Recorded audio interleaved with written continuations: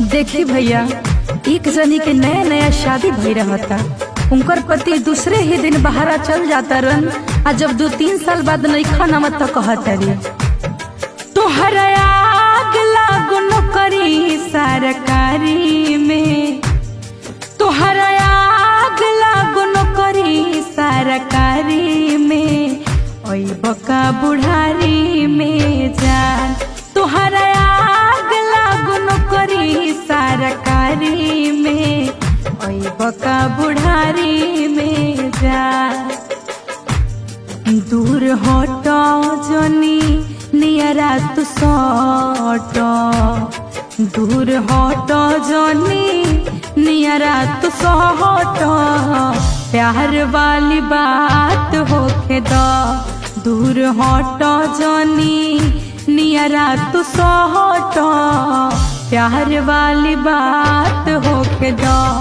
आज मौसम बाटे सुहाना, आज मौसम बाटे सुहाना, निमन मुलाकात होके दो। तहरा आग लागो नौकरी सरकारी में, ओई बका बुढ़ारी में जान। तहरा आग लागो नौकरी सरकारी में, ओई बका बुढ़ारी में जान। औरत रुआ तरी आ कह तरी ए राजा जी, सालों भर हुआ ड्यूटी करब तो फिर हमरा से काहे बियाह करी।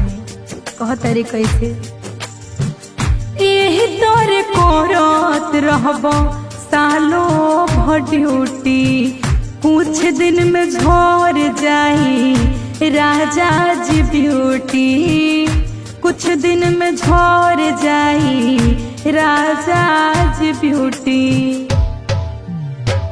एही तोरे करत रहबो सालों भर ड्यूटी, कुछ दिन में झड़ जाई राजा जी ब्यूटी। कबले अकेले रहे हम ससुरारी में, ए राजा तू ही बतावो। कबले अकेले रहे हम ससुरारी में, ओई बका बुढ़ारी में जान। तोहरा आग लागो नौकरी सरकारी में, ओई बका बुढ़ारी में जान।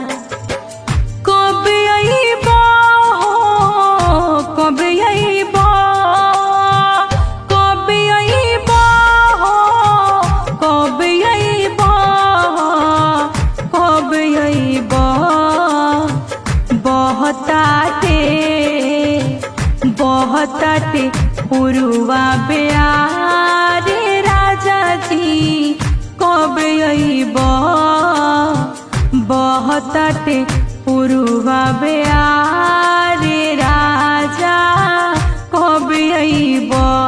तोहरा आग लागो नौकरी सरकारी में, ओई बका बुढ़ारी में जान।